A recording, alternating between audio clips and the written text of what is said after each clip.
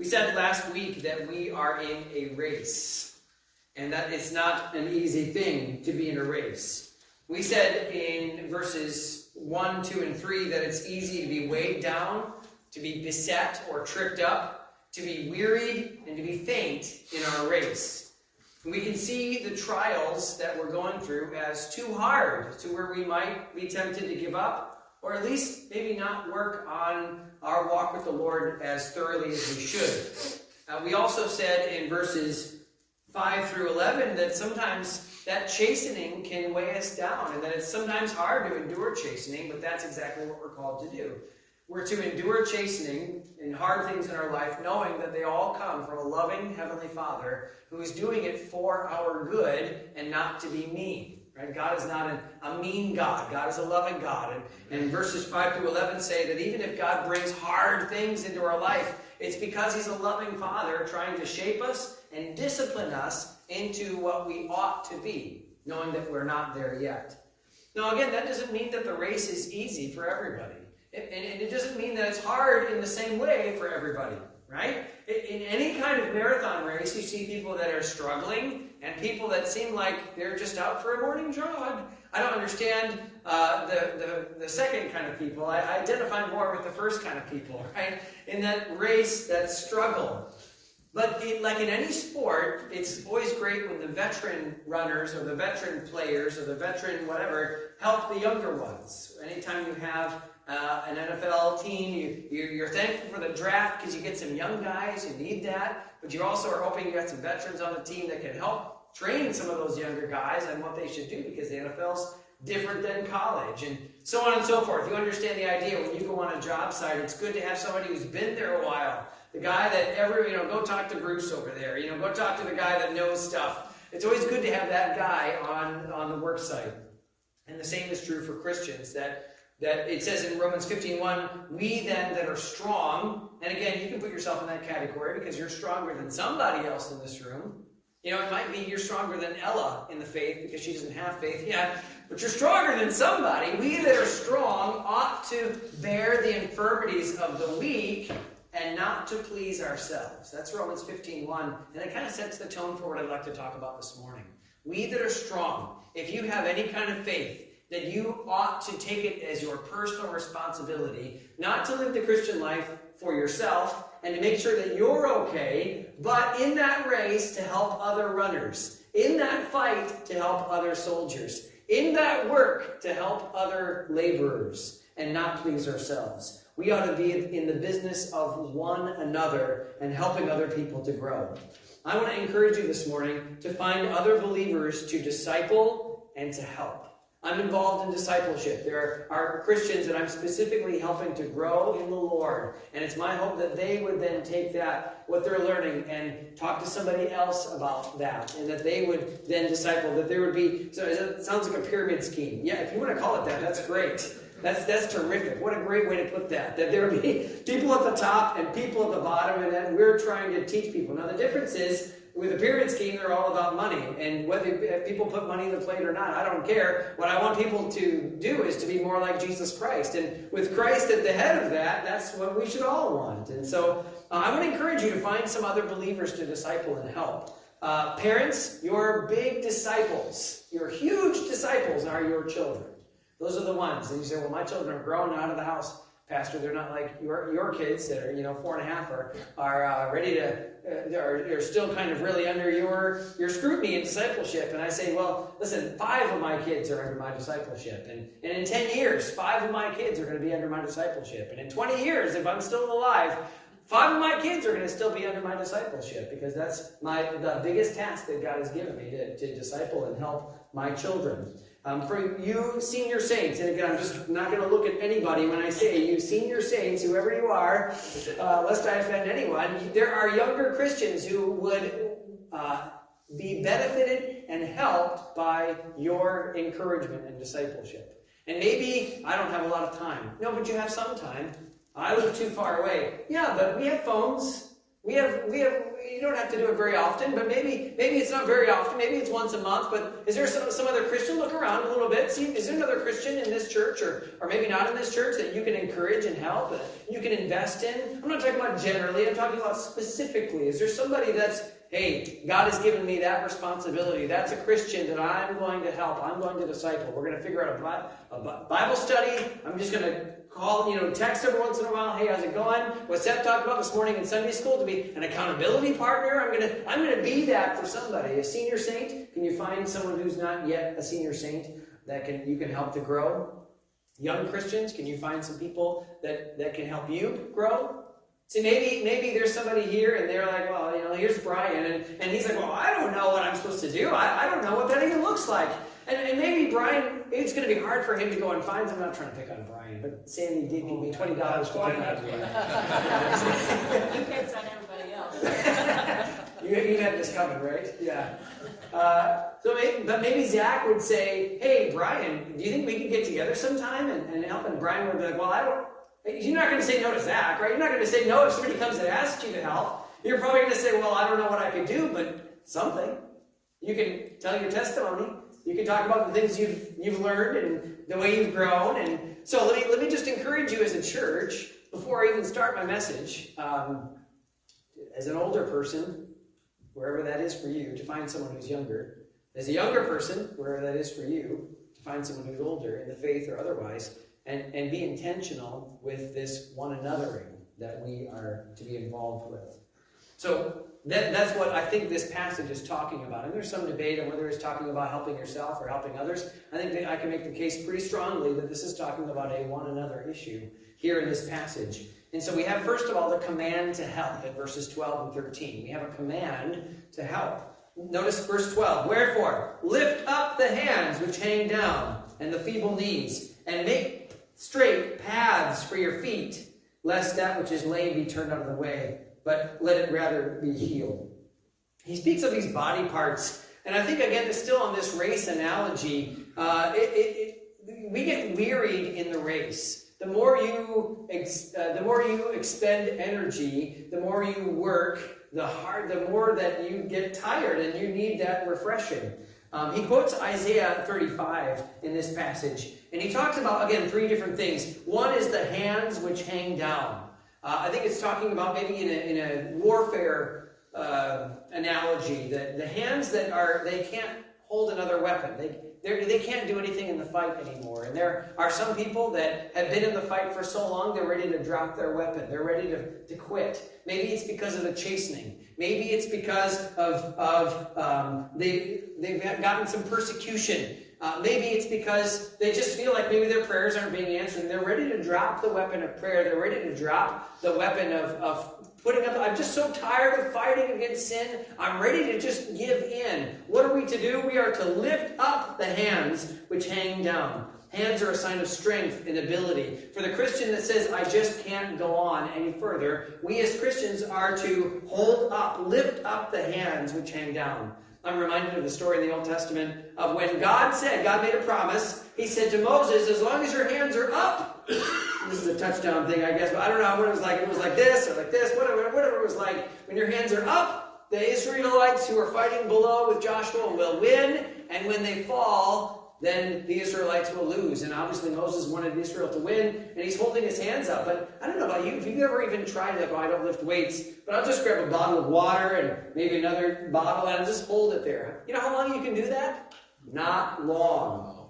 Even if you don't have anything in your hand, just going like this, it's not easy to do. And like anybody, Moses' arms got tired. And then Aaron, his brother, and a friend, came and they actually held his arms up so that they could get victory. I think maybe that's what it's talking about. There are some Christians in this room that are ready to give up. Their hands, they can't hold their weapons anymore. They can't go on, and they need a Christian who can come along and say, let me lift up your hands. Let me pray with you. I'm praying for you, but let me pray with you. Let me encourage your faith. Let's read the Bible together. Let's get together and talk about this sin that is tempting you and getting you and grinding you down. Let's talk about that and see if we can come up with some solutions. Let's come up with some accountability. Let's find some ways for your hands to be lifted up. And then he says, In verse number 12, and the feeble knees. Lift up the feeble knees. The word feeble actually is the same word that's used in Luke for someone who has the palsy or they're paralyzed. It means not knees that hurt, knees that pop when you get up. No, we're talking about knees that are paralyzed. You're not going anywhere in this race. Whether it's a temporary paralysis or I don't know what it is, but there's something wrong with these knees. And what he's saying is you need to help lift those up. They're unable to walk anymore. And then he says to make straight the paths for your feet. Not only to help the body, but to make it easier for them to grow and persevere. It's not just because you can't run the race for somebody else. You absolutely can't. But can you make the path easier for them? Right? We talked already about the besetting sin, the things that trip us up. Can you go ahead in front of a Christian and say, "Oh, this is going to trip you up if I don't remove it out of the way"?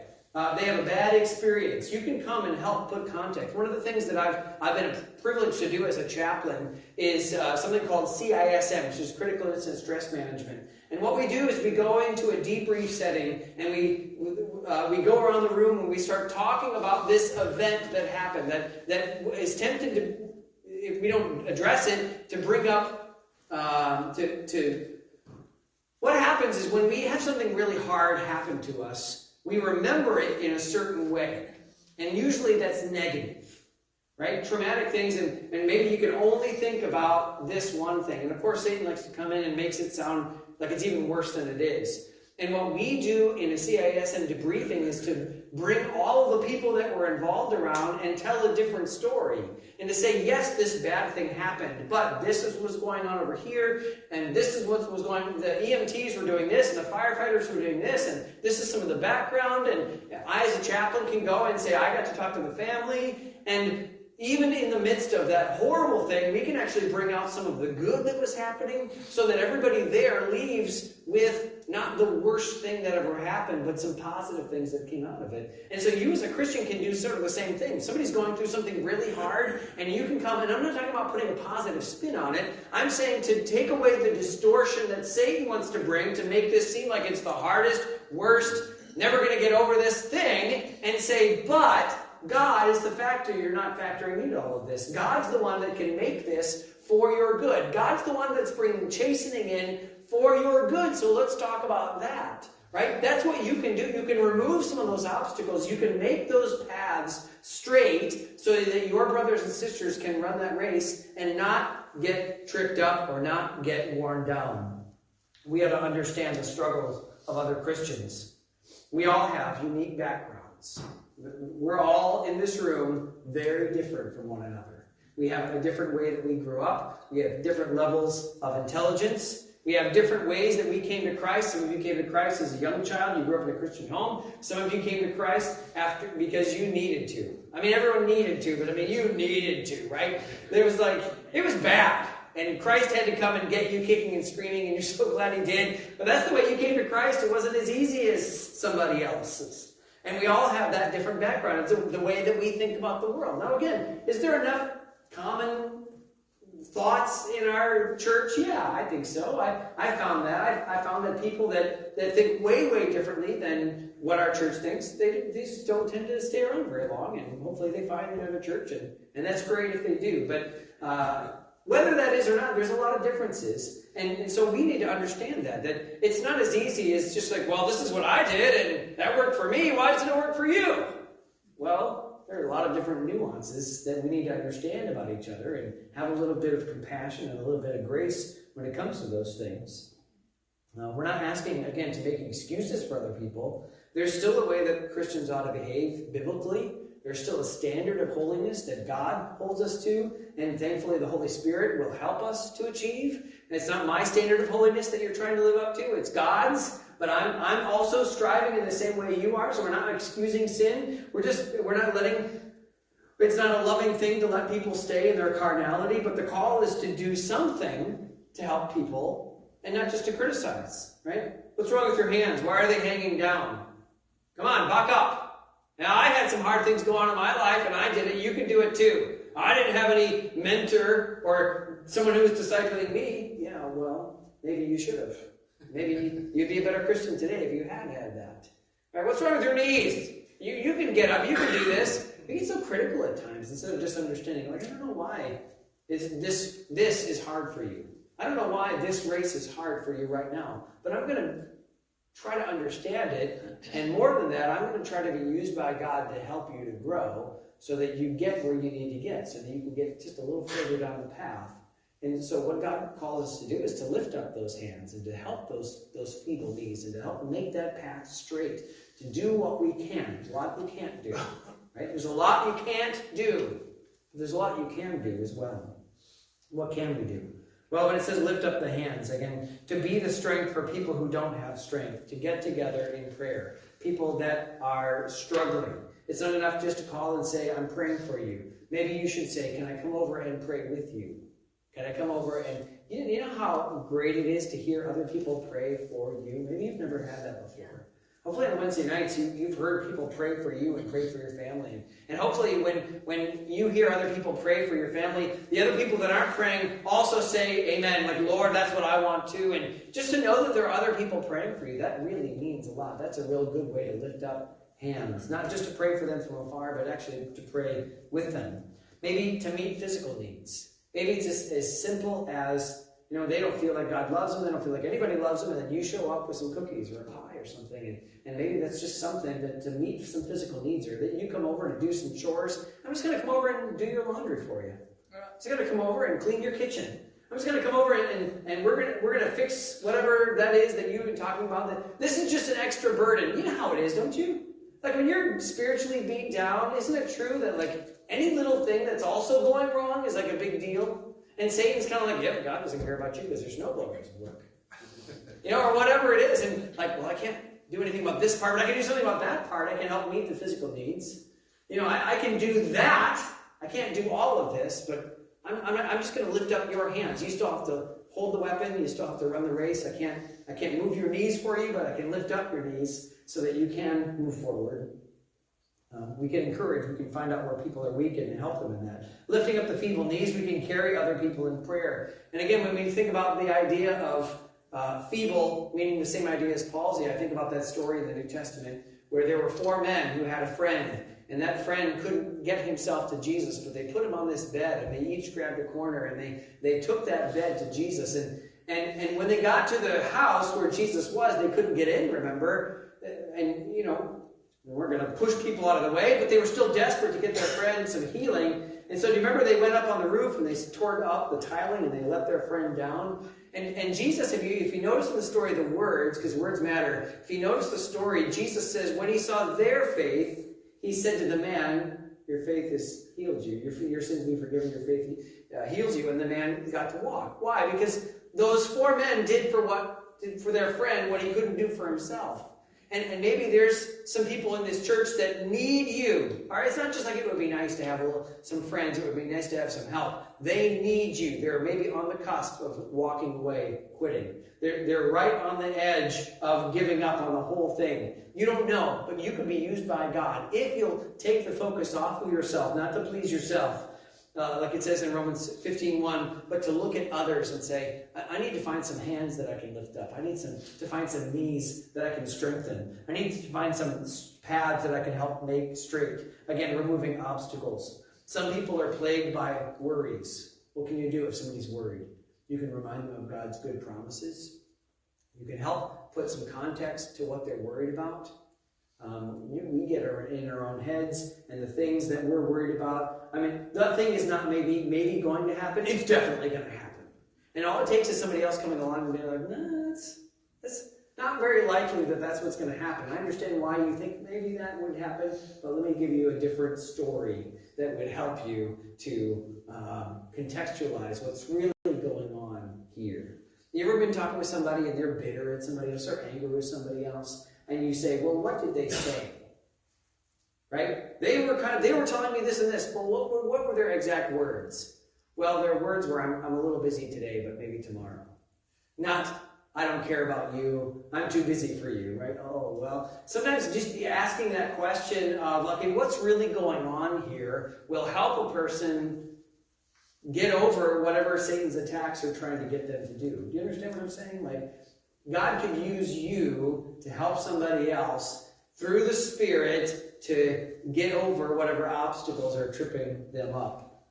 Some people in this church feel very unloved. And again, the way they grew up, the way that they understand God, relationship with their parents, whatever it is, you can psychoanalyze, but whatever it is, there it is. They feel really unloved. And God can use you to show real love to a Christian, to help them to understand not only your love for them, but God's love for them, more importantly. We can restore people that have been turned out of the way. We can restore people that have been, well, what Dewey said this morning in Galatians chapter 6, where it says this, and this is a great passage. Brethren, if a man be overtaken in a fault, ye which are spiritual, restore such an one in the spirit of meekness, considering thyself, lest thou also be tempted. Bear ye one another's burdens, and so fulfill the law of Christ. So there is this person has a problem. We can help restore them. We are commanded to help those that are struggling. We're commanded to. Second, the command to unity. In verse number 14, it says, follow peace with all men and holiness, without which no man shall see the Lord. The word follow means to pursue. It's actually the word that's translated persecute in a few other places. To pursue vigorously. To follow after with everything that you have. It's intentional. The word, he says, looking diligently in verse number 15. That's the word that's translated in other places, oversight. Taking the oversight. Looking diligently like you're in a factory, looking over and seeing if there's any safety violations, or that you're in your kitchen, you're putting Thanksgiving together, and you're saying, this needs to go here, this needs to go here, this needs to go here, and overseeing all of that. That's what we're called to do. Following peace and looking diligently. Why is this important? Follow what? He says, 1, peace. Following peace, pursuing peace, removing any contentions, removing any fighting or problems between you and somebody else, or if you can, without getting involved in things that aren't your business. And again, there's the spectrum there, isn't there? Well, it's none of my business, I'm not going to help. Or, well, there's nothing I can do, on the other side. And sometimes God calls us to intervene because we can make a difference, and we should. So following peace, and then following holiness. Following a righteous life. Following something that is becoming of the holiness of Christ. Why is this important? Well, first, because these are things that Christ gave to us. He says in verse number 14, again, follow peace with all men and holiness, without which no man shall see the Lord. God gave us peace. God gave us peace with God, the Father. But we can't have peace with God, the Father. We're sinners. Christ had to come and give us peace. He had to give us the peace that he had, the unity that he had with the Father. He had to come and give it to us by dying on the cross for sins, so that we could have his righteousness and he could take our sins. That's the gospel. So as recipients of the gospel, then we ought to follow peace as well. Holiness is also what Christ gave us. And if Christ gave it to us, then it's not that hard to follow after those things. But these are also things that are obstacles for people. Think about why people leave Christianity, or why people leave church. One of the reasons is that they got in loggerheads with somebody, right? Instead of following peace, they got upset with somebody in the church. And sometimes it's imagined. Sometimes it was, well, the person in front of me, I coughed and they turned around and looked at me weird. And I never went back to that church again. You can probably get over yourself, right? Some of those things. But sometimes it's really serious. There have been some people that I've met with, and the more you hear the story of what happened in that church, the more you just cringe and say, what were they thinking? Again, assuming that it's all the truth, you think, why would Christians do that? Right? That's a big reason, not having peace, that people leave church. And so we can help somebody's faith, we can rescue somebody's faith by following peace. The other thing is holiness, right? People leave church because there's a lack of holiness. Oh, that church is full of hypocrites. Well, if we follow holiness, if we follow what Christ calls us to do and live that righteous life that through the Spirit we have the ability to do, if we keep short account of sins, we're not trying to be people that we're really not. Again, consistency is sometimes hard, but at least, admit that we're sinners and we don't always meet that standard of perfection that Christ is calling us to. But that definitely turns people away. We don't want to be a hindrance to people's faith. We want to be an encouragement to their faith. This is a race worth running with others. Because not only is my hope that you would help somebody else, but then that you would also get the help that you need in your faith. And before you say, well, Pastor Ron, you don't have to worry about me, I'm fine. Maybe you are today. Maybe everything's fine today. But you know there's chastening coming. You know there are trials coming. You know that there is going to be some things. I've known people, again, that love the Lord and are strong Christians, and they're not doing anything for the Lord today. I don't know how that happens. I fear it for my own life. Right? I'm not like, oh, that'll never happen to me. It might. I don't know what it would take, but I'm not any better than anybody else. I feel like I'm saying that a lot lately. Maybe it's a theme in Hebrews, or maybe it's just something I'm thinking about. But I need this church. I need this community of believers. I need my brothers and sisters. I'm not better than you. It's not like, well, Pastor, if we were all like Pastor Hahn, we'd all be fine. I am so glad you're not like me. Right? I'm not the standard. Christ is the standard, and I'm following him just as much as the rest of you are. Amen. And so, but I want to help you in that. And I feel like the Lord's given me some things. That's why I preach, right? Because the Lord's given me some things that I feel like I can be helpful to you for. And so this is a race worth running with others. We are to follow, pursue peace with all men and holiness, without which no man shall see the Lord. And then finally we have a warning. We've seen quite a bit of warnings in Hebrews, and this is no exception at all. There are 3 lests. Do this, lest this happen. Do this before this happens. Do this, and if you won't do this, then this will happen. So run that race. Lift up the hands. Help the feeble knees. Make straight the path. Follow peace and holiness. Or this will happen. 3 things. 1, lest someone fails of God's grace. The word fail means to fall behind, to become inferior in some way. What's God's grace? It's a church word we use all the time. What does it mean? I believe a good definition of God's grace is his divine ability to do for us what we cannot do for ourselves. Now that's true in salvation, right? God's grace means that I can now be made righteous with God when I couldn't before. And I can't be righteous in my own power. I have to rely on the righteousness of Christ to make me good enough to be right with God.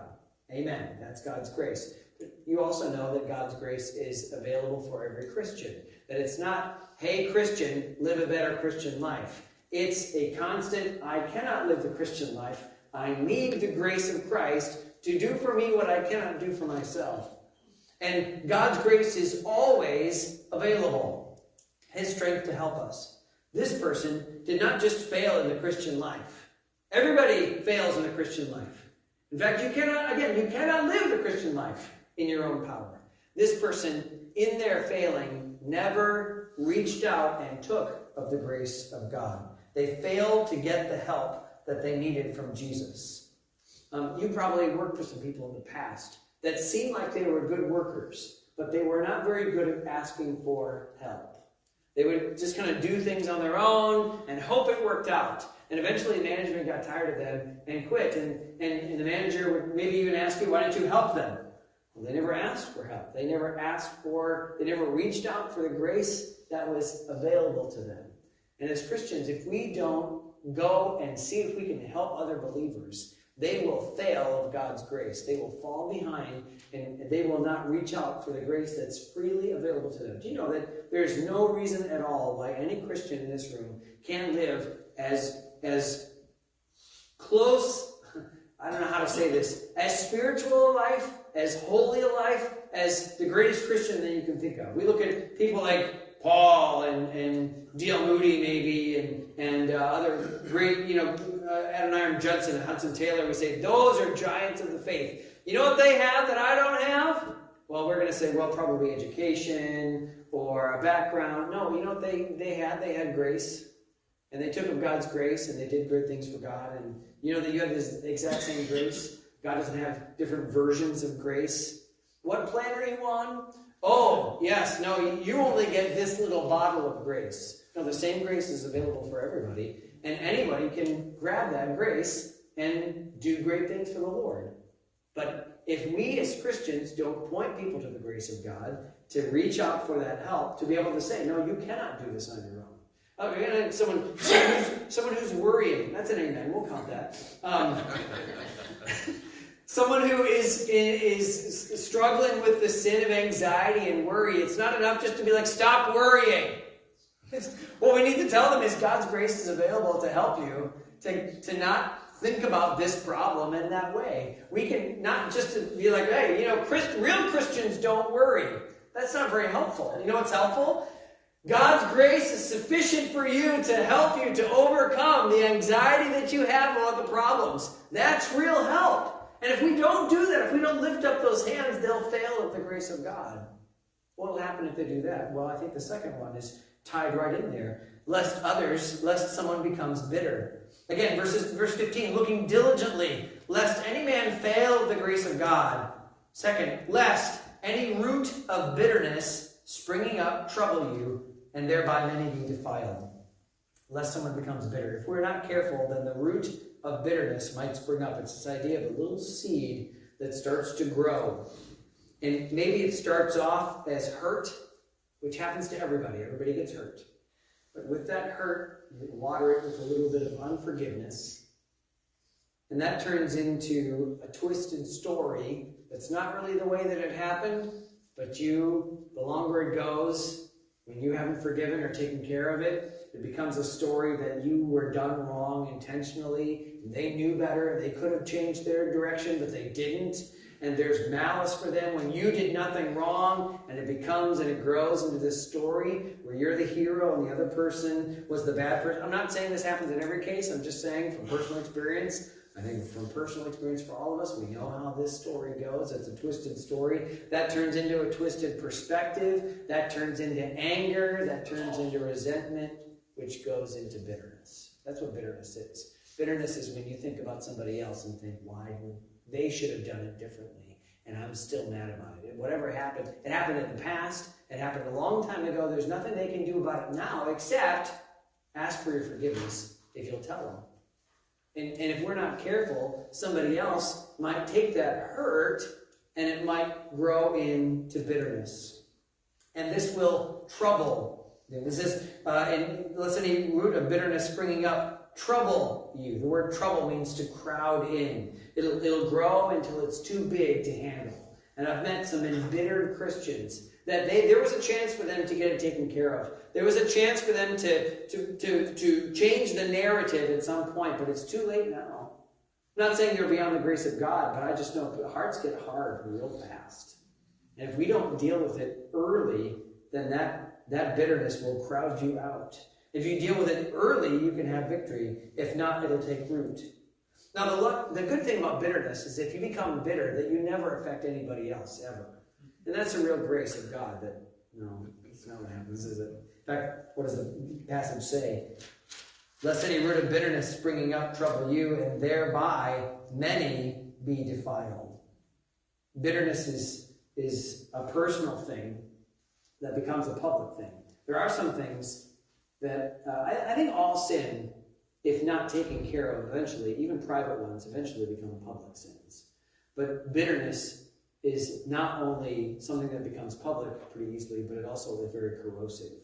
You've met very bitter people before, haven't you? And you've met people that even seem really, really happy until you ask them, what happened? And even, isn't it interesting to watch their face change as they start to tell the story of what happened to them? And I've never left those meetings a happy person. I'm not saying that I've never struggled with bitterness. I have struggled with bitterness, and I won't tell you against who, because it might be people that you meet in the future, and I wouldn't want you to think less of them. But there was a time that I did, and I had to not get over it. I had to ask the Lord to help me with it. I had to ask the Lord to show me exactly what was going on and to give me the grace to overcome that bitterness. I had to give it up. I had to ask for forgiveness. But I didn't see what I was doing. I didn't see that every time I talked about that person, that I became very angry, and that I wanted other people to know about it. I didn't even see it. I didn't even realize it. That's the thing about bitterness. You're so blind to it in your own self. And I'm so glad that God brought that to my attention. Now again, God in my case, for those things, did it just him and I talking. But God might use you to go and talk to somebody else and help them with their bitterness. Or at least, like, yeah, I'm sorry this hurt. Can I just encourage you to not let this become bitterness? I've had to do that. Listen, friend, you were hurt, and that's something that is really, I feel so bad for you. I wish it was different, but can I just encourage you to not allow this to turn into bitterness? And even just on the front end to say to another Christian, especially new in the faith, can I encourage you to not let this turn into bitterness? And if they start to say, what do you mean? It's not my fault, it's their fault. Then it's already started, and you should work a little harder at helping your friend to not give in to that bitterness.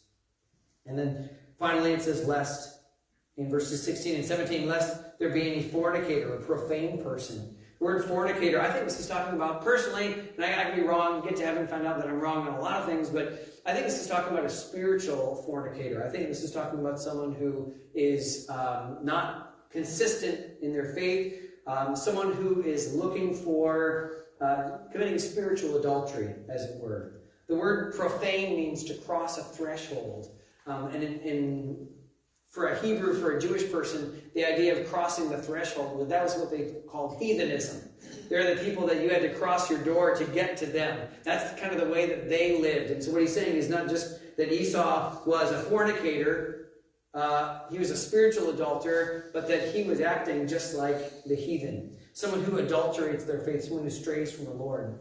James 4:4 says, ye adulterers and adulteresses, know ye not that friendship with the world is enmity with God? Whosoever therefore will be a friend of the world is the enemy of God.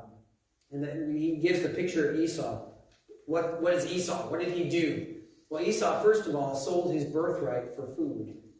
And again, for the sake of time, I won't go into the whole story, but he had the birthright, which is carrying on the spiritual duties after his parents were gone. It meant a double portion.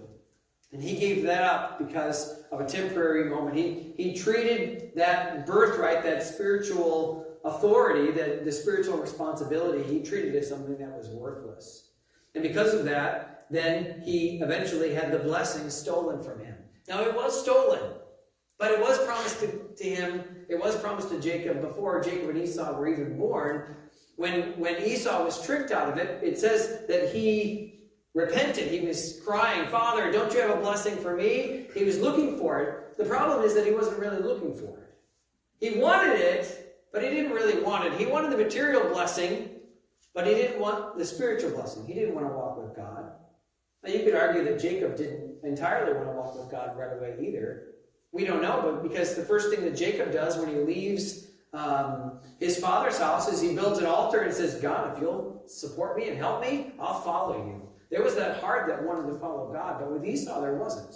He treated that which was special and holy as something that was common and profane. When he had the blessing taken from him, even though he repented, even though he changed his mind and he wanted it back and he was angry at Jacob for stealing the birthright. Remember, he told the whole story very differently when he was talking to his dad. Even though all of that, he never really got what he was looking for because he wasn't really serious about it. And I think this is talking about that hardness of heart. Again, this goes right along with bitterness, doesn't it? That if you won't take care of things initially, that eventually your heart will grow very hard. And eventually, you'll become the person that becomes unresponsive to the things of God. Now, these three warnings, again, come right on the heels of verses 12, 13, and 14, where it tells us as Christians, you can make a difference in someone's life. You, as a believer, can lift up the hands before someone fails of the grace of God.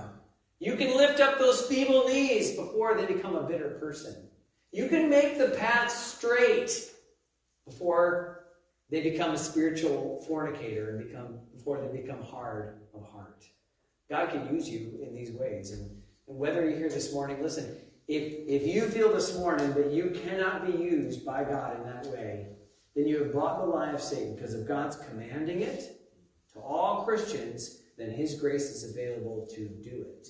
The only question is whether you're going to be obedient as a Christian or not, to help and be used by God to help your brothers and sisters to be more like Christ, and to be used by them to help avoid some of these horrible things that can happen and do happen to any kind of Christian. We are in a race, yes, but we're also in a race, not just looking at the finish line, but looking at our brothers and sisters that are also running.